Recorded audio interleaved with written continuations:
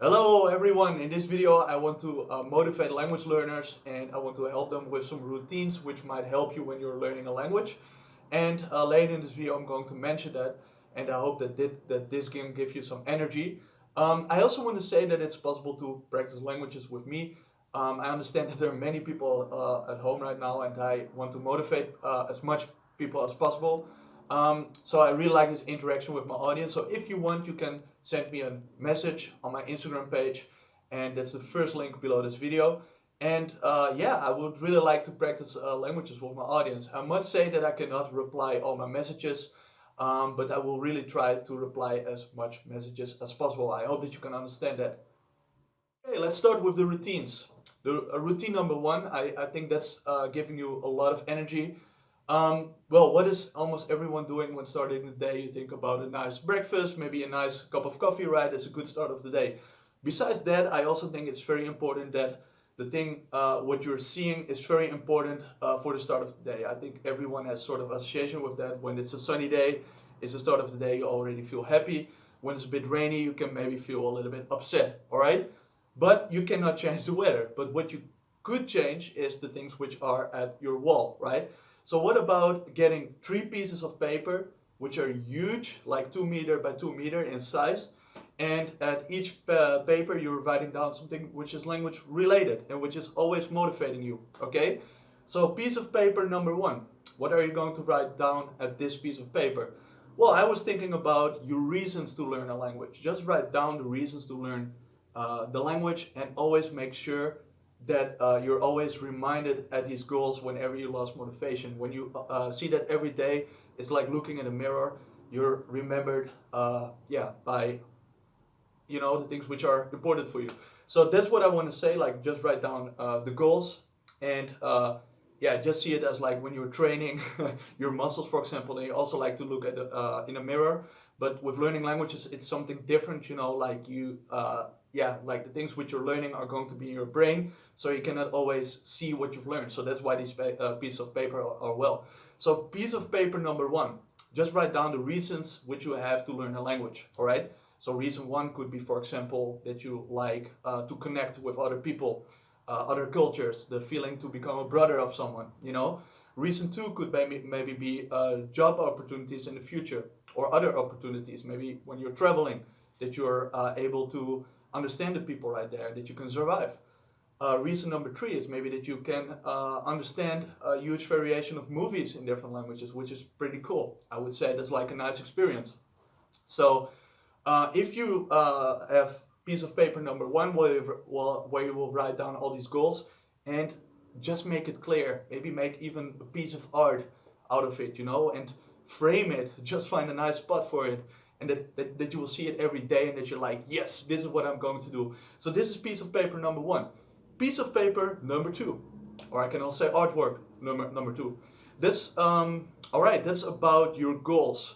For each week, you can have a sort of goal which you want to reach, and you can talk about your achievements. So, for example, week one could be that you want to learn 200 words.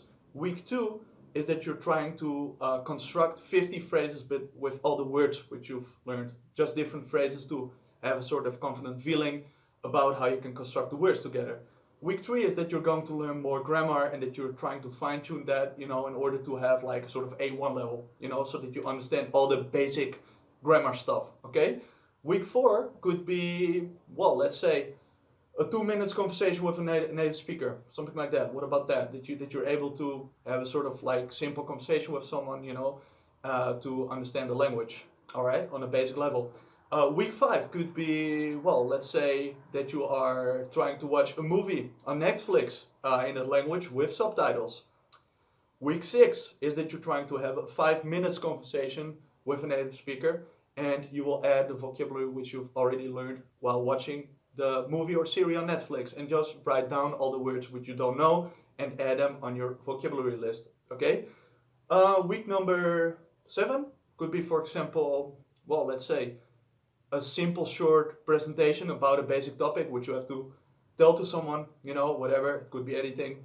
And week 8 is maybe something like trying to have more conversations with people, try to talk about something which is how do you say, like another topic than, you know, like daily life, for example, you know, like any other topic that could be like week 8, that someone else is trying to find a topic for you where you need to talk about to learn a little bit more vocabulary. That could be week 8. And then maybe after 3 months you can try to check out a movie on Netflix, but then without the subtitles. And then again, just write down all the words which you don't know, add them on your vocabulary list, and make sure when you look at this huge piece of paper that you always make that you have a sort of marker to how do you say, to show yourself your achievements. So the things which you reach, you know, all the things which you achieved. Because language learning is about motivation. It's not, you don't need to think about the things which you want to do, but also about the things which you are already able to do, you know. And that's motivating you a lot. And again, you can make a sort of piece of artwork about it, you know, make some cool, nice letters, you know, maybe a cool, interesting alphabet in order, yeah, to have a sort of piece of art which fits nice here, a house, maybe other colors as well. And then you're always motivated, you know, this is the mirror where you're looking in, and that's just important. Okay, and then piece of paper number 3, that's the last one of the 3 pieces of paper, and that will be all the words which you've learned with a number. So when you start learning a language, you can start to put a number, like word number 1, word number 2, word number 3, etc. And because it's a huge piece of paper, I think that there will be, yeah, you could maybe put thousands of words there, you know, so maybe even after 2 years, you maybe have a couple of thousand words on the piece of paper. And the cool thing is that you're not just focused on what you don't know, but you also know what you know, right? So because you see how many words you've learned, it might motivate you a lot. Because the thing is, like, when you reach an A1 level or A2 level, it is very clear how many words you know, more or less, you know, how many words you've learned. But after that, the progress is going a lot slower. So after a while, you don't know what you already know. So that's why I think it's good and very motivational if you know how many words you've learned. Yeah, I know this is very nerdy. Okay, call me a nerd. Okay, I'm a nerd. Okay, I'm a nerd. But still, I think it's cool. Another advantage is that when you see how many words you've learned at this big piece of paper, you will always be memorized. You will also, you're reminded by the words which you've already learned. So if you look at that piece of paper, you see which words you've learned. You're also learning them again, and you're making sure that you don't forget them. You know what I mean? You're waking up, and that's the first thing what you're seeing, all these words which you've learned. Are you forgetting these words? No, I don't think so. Because you're seeing it every day, you know? And okay, if that piece of paper is not big enough, then you buy a new piece of paper. What does it matter, man? Come on, we're talking about a piece of paper, right? If that is helping you to memorize the vocabulary, why not? And I think it's cool, it's funny, you know?